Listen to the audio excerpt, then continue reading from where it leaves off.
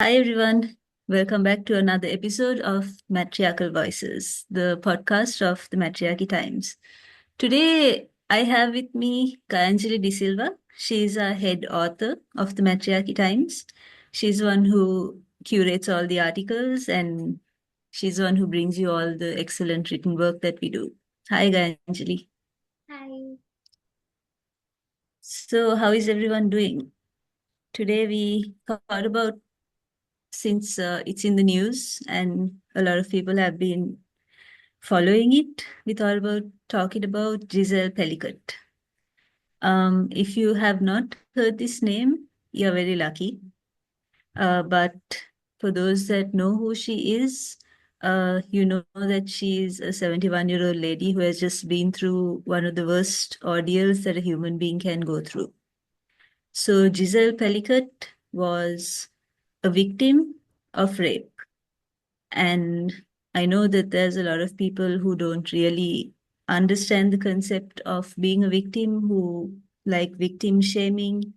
Rape is a taboo topic and nobody wants to be associated with it. But she has been brave enough to allow her court case to be, how do you say it, heard publicly so that everyone knows what happened behind the scenes, everyone knows what the case is about, and everyone can learn where all these problems in the world are coming from right now.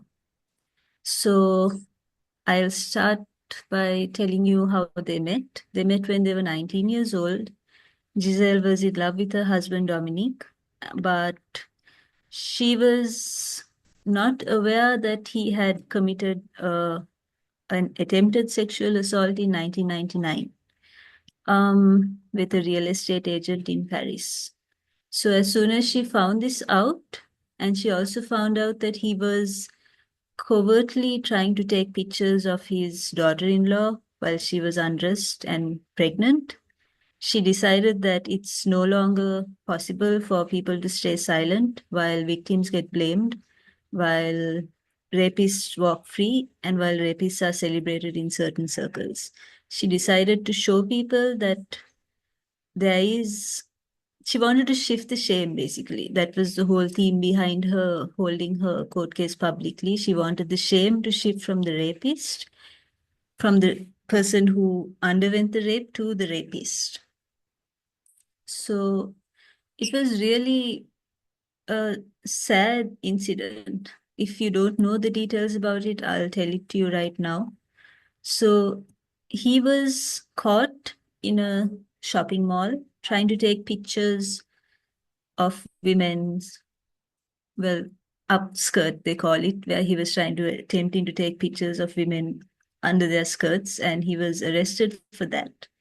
And while they were going through his phone and his files, they found that he had 20,000 photos and videos of a total of 71 men raping one woman. And this woman was unconscious in all the videos, and her name was Giselle. And this was his wife, the mother of his children, and she was married to him. And this has been going on for 10 years. So there was a chat room called Coco, and Coco was used by the husband to invite men to come and rape his wife while she was drugged and unconscious. So the way he orchestrated this was he used to be portray himself as a loving husband. Giselle, of course, was really in love with her husband. She didn't suspect anything. She thought that he was being a loving husband because he was preparing dinner for her every night and making her favorite drink. So what he was doing was he was drugging her with the food and the drink. So she just went to sleep. She didn't know what was happening. She woke up the next day feeling tired and she didn't know why. She just thought maybe she was did a little bit too much the previous day and she didn't feel fully rested, but she had no idea what was happening. The husband had strict instructions for the people who had to come in. They could not smoke. They could not wear any perfume so that she won't suspect anything. No smell, nothing left behind. They had to undress in the kitchen. So, and leave all their clothes in one place so that nothing gets left behind. He had planned this like really well. And if you think about the reason that he was doing this, the reason behind all this planning and all this executing and allowing strange men to come and rape your wife who had agreed to do it while he was taking pictures and taking videos, so you can just imagine their mentality. All this was just for his pleasure. He got nothing out of it. He didn't sell the videos. He didn't sell the photos. He didn't make money off it. He just wanted it to happen and he was just standing by and watching. So, what do you think he was hoping to gain from all this? Like, did he think he would never get caught? Was he hoping to get caught? Was he planning on doing something with these videos in future? Perhaps starting his own adult website featuring kind of featuring rape as the main selling point. We may never know, but what we do know is he got sentenced to only 20 years in prison. After subjecting his wife to all this humiliation for 10 years, he just has to sit inside prison for 20. Knowing that he is a bit advanced in age, I don't think that he will be able to do anything when he comes out. But still, I think a life imprisonment would have been more suitable on this occasion. So Ganjali, what do you think about this whole thing? I keep coming back to this 20 years in prison for him and sentences ranging from 3 to 15 years for others. Uh, is that really justice? I mean, think about it. She lived through this horror for over a decade. Her own husband violated her, and then allowed dozens of men to do the same. And it's horrifying to even imagine. And yet, these sentences feel almost trivial in comparison to the depth of the trauma she has endured. It's as if the world is saying, here's a slap on the wrist, now let's move on. Right? So, but how can anyone move on from something like that? I don't think anyone can really move on from something like this. I mean, this is just one story. We don't know. Like, there are countries that don't even have laws to support women, even if they come forward. So, this is just the tip of the iceberg, the proverbial iceberg, I think. Um, we should actually think about the fact that this is still this still exists with all the power that we have right now, with social media, with the internet, with even television. I mean, people who don't have the internet at least have a television. I mean, I know in our country there are poor houses, like houses that look a bit dilapidated, and these people are, living on the rural side of life, but they still have a television, they still have a mobile phone. So actually, there is a possibility to spread the right message, which is not happening. And the reason this is not happening is because there are people who are still gaining something out of this. Now, for example, like I said, Giselle's husband may have not sold any of his media that he collected, but there are people who make money off this. For example, I know for a fact that about 90% of the pornography industry is trafficked. People young girls are stolen from their homes, from their countries, people who have no option, who come desperate for a way to live, and they're just put into sex work and pornography, and they don't have a choice. They have no way out because the system doesn't support people enough to get on their feet without resorting to something like this. So that's another whole story. But while we're on Giselle, this happened in 2020, and so it's been 4 years. The results just came out. Everyone who was found in the videos was not caught. I'm assuming, I don't know, I couldn't find anything to support it, but there is an evidence to say that 71 people were involved in this, but only 51 were at the trial. So there are still roughly 20 people out there who have not had to face this trial. And the sad thing about that whole situation is that they are not sad about what they did. they're just happy that they didn't get caught. Like, there is nothing to say that they would not do it again if they were given a chance. They got away with it once. And how do we know how many people have seen this and thought, oh my God, that's a good idea. That sounds like fun. Let me do that. And especially in a country that won't, that there would be illegal action taken against them. So, Giselle's message, I'm just reading this. She says that she and other victims of sexual crimes have no reason to feel ashamed. And I think what she says is true because we have been taught shame. Shame is something that we are taught. We don't feel shame um, naturally. Uh, for example, we are taught that we can't dress in a certain way. So we feel shame when we see someone dressed like that. So it's just something we are taught. So everything in society has been taught at some point or another, and we have to change the way that things are being taught in order to have a real lasting change. So instead of punishing people for the crime, I think it should be more of a reforming kind of situation where we actually get to the root of the crime and get rid of it.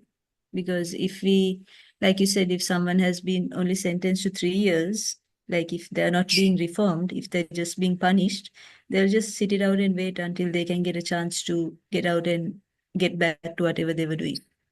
So there is actually no system in place. There is a system in place for reforming people who are addicted to drugs, but rapists are just punished. Rapists who are reported are just punished. Rapists who are caught are punished. But there are rapists who are caught and let go. We know that.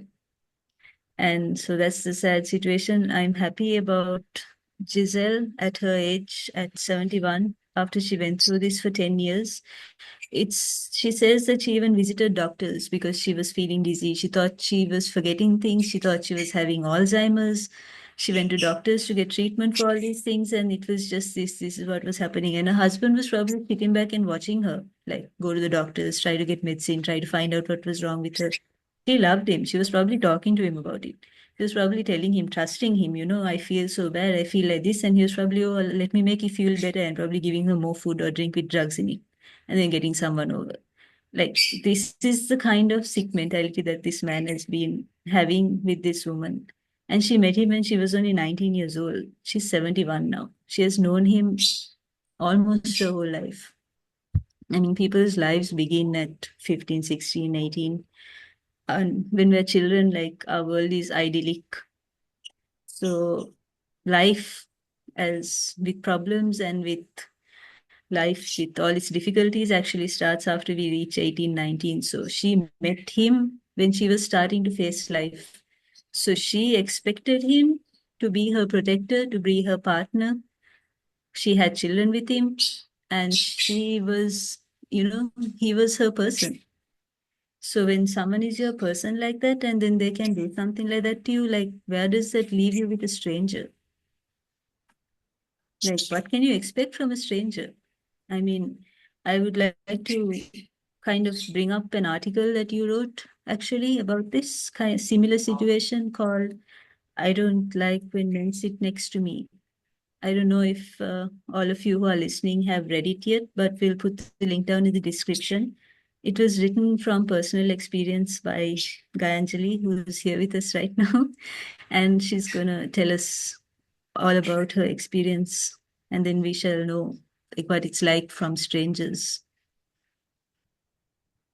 Yeah, so when I'm riding on the bus, I always wish to myself that, oh my God, no man should sit next to me. Don't sit next to me. So I'm always wondering, like, who will sit next to me, because it really changes the mood. It changes the whole day I look forward to. So that was my focus in this article. And I have a lot of experiences regarding this, like I have felt like I don't own my body, like anyone can touch or come lean on me whenever I go out in public. So yeah, that's why I wanted to write this about men harassing women on public transport. So I hope everyone reads it, and I'm sure that every girl has a story like this in her life, and the fact that it cannot be erased from your mind. Like I can even count how many times I have been assaulted, and I can tell you every exact details, and I remember it all too well. Like can tell everything about it, and it doesn't go away, it doesn't fade away. So it's really haunting. It's always haunting to sit next to a man. So yeah, I wish men wouldn't sit next to me. Yeah, that's something that I think a lot of girls all over the world experience now. For example, like you said, in public transport, girls avoid taking public transport after a certain time because it's inevitable at that time. Like, if you get into a bus like after 8, 9 o'clock in the night, something is going to happen. It's not like, will something happen? It's at that point. It's there where we are right now. So we really need to kind of have a we really need to kind of think of why. Is it just because men think that they own women? Because that is what happened in this case also. Like the men who came forward, who actually replied to Dominic on the chat room and agreed to all his terms and conditions, park your vehicle 1 block away, come walking, don't wear anything, you have to do this, you Yeah, have to it do was that. Yeah. So all of them agreed with him, and like they never thought, like, no one asked her, like, is she okay with this? Is she in on this? They didn't care because to them it was like, she's your wife, so you can do whatever you want with her, kind of thing. Oh, you yeah. want to share her? Fine, let me join. Like, that was the whole situation there. And Yeah, we the should best, talk about this deeply ingrained idea that marrying a woman gives a man the ownership over her, her body, her choices, even her soul. It's as if marriage is treated like the purchase of a luxury property, right? yeah, So it's like where the husband assumes full rights to dictate what happens within it, how it's used, and who gets access to it. Like this man does. So they believe they can make and break the rules, and demand obedience and expect anything from her beyond her choices and her consent. So it's really it strips women of their humanity and reduces them to objects of possession. It's not love. It's like it's pure control, and yet this toxic idea is it persists in so many cultures like ours, our South Asian culture. It's really ingrained in our cultures. So feeding into cases like Giselle's, where her husband didn't just violate her, he treated her like as if she was his property to share, exploit, and and abuse as he pleased. It's a horrifying reminder that his mentality isn't just outdated, it's dangerous. yeah, it is dangerous. I mean, it's not exactly. Now, if you think about this, men telling their wives what to do has come to a point where dating apps are now the new Coco online chat room. If you know about the situation with dating apps where couples are marketing themselves out and husbands looking for something extra, couples saying that they're both into it, and it's just like, a whole situation of people just misusing that whole app.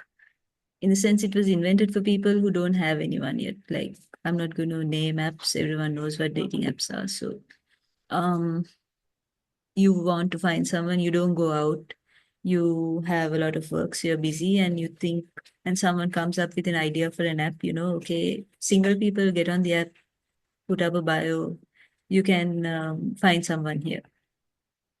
But it turned up, what it turned into it turned into a catalog.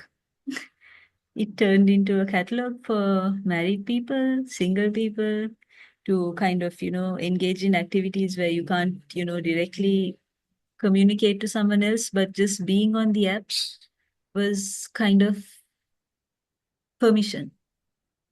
If you were on that app, people automatically assume you're okay with anything. Like, I can approach you, I can ask you anything, I can, make a suggestion for you to do something that's like really bad, and it's fine. You're on the app, so that means this is your character. So that's what dating apps have turned into, unfortunately, for the people who actually want to use it to find someone. Um, so now going back, that's a whole other track that if I get onto, I'm not going to stop. So I just found this quote from Caroline, who is Giselle's daughter. She is 34. And once she got to know like what her father had been doing to her mother, she said, "My father is one of the worst sexual predators of the last 20 years." Just imagine a daughter having to say that about her own father. I mean, girls and their fathers are pretty close. So she would have been close to her father, who was acting the perfect man, the perfect husband. Imagine Giselle's feeling, there are women who like complain, my husband doesn't cook, I have to do everything. And this man was making her dinner every night. And she must have been like, oh, I'm so lucky. Like, she would have been thinking, I have this man, he's cooking for me, he loves me so much, I love him. We had children together, we've been living together, been together since we were 19 years old. And just imagine her sitting there and thinking that she was lucky. Just imagine her sitting there and talking to him about her fears of having Alzheimer's or a brain tumor, and him just sitting there and listening to her. And in those photos, but when they were investigating, they found photos of his daughter asleep in bed in underwear that she did not recognize as her own. So she believes that her father had drugged her too at some point and taken pictures, which was all on his computer. So he can't deny taking them. He had them with him. So she says that he probably drugged her too. So he also found naked photos of his daughters in law, multiple. There's an S there, plural. So this man has just gone over and above when he was going through this whole thing. And so now Caroline, in better news, there's better news. Caroline has joined forces with MP Sandrine Josso to produce a drug testing kit that is available in pharmacies throughout France. So something came out of this, and the government is backing this project for drug testing kits to be available in France. And I think that all countries should think about this. I mean, the way date rape drugs are being distributed on the streets, I think people should have the ability to, wake up the next day and be able to test whether something happened to them last night or not, whether they took something without wanting to, or whether someone did something to them. At least that's a start, because in Giselle's situation, she didn't know what was happening to her until her husband got arrested for something else. And this came out. For 10 years, she had no idea that people were raping her. Like, at least if she knew that there was drugs in her system, if she had a drug testing kit, she could have known that there were drugs, and then it could have been a point for her to start investigating. Okay, if I was drugged, then what happened?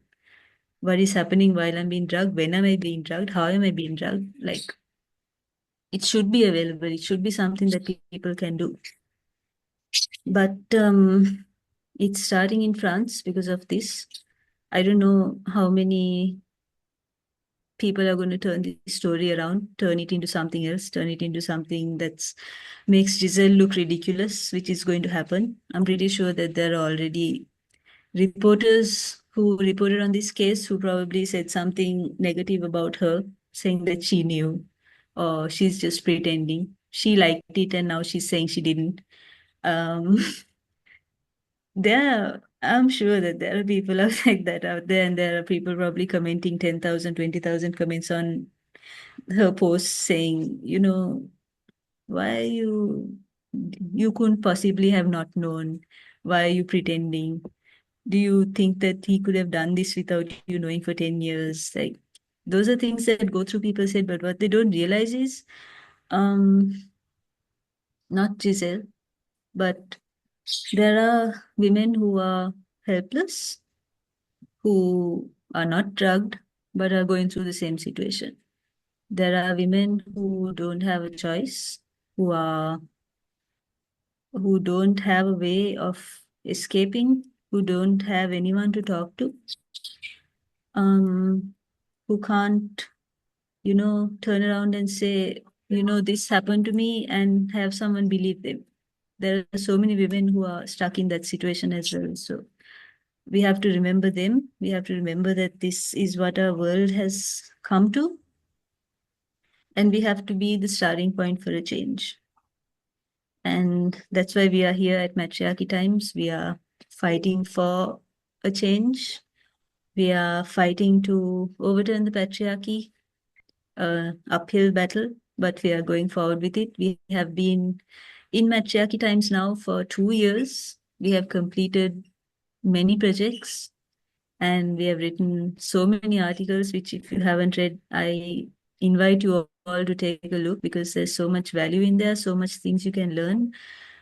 More than that, I invite all of you to join our community. We have a community in Discord. If you don't know what Discord is, it's something like WhatsApp, but a little better. Um, you can join it through our website. The link to our website will be down as well. And come, we have a whole more than 50 to 100 like-minded people already there who daily communicate uh, about the situations and what we can do about it. So if that's something that you'd like to be a part of, I think you should join the community because we need your voice, we need your help. And we love to have you as well. So anyone listening, you want to be a part of this, you want to be a voice that changes the way things are happening in this world, I think you should come join us at the Matriarchy Times. And all of us are there. Kanjali, me, Purnima also, who's on our other podcast. So if you didn't know who Giselle Pellicott was, you do now. And just know that, like the 20 people who were on tape but still managed to escape are out there. And there are so many men and who are out there who have not been videotaped and who have escaped. So just keep that in mind. And if you know anything about it, just know that the tides have turned. You no longer have to be ashamed. You can go and report it.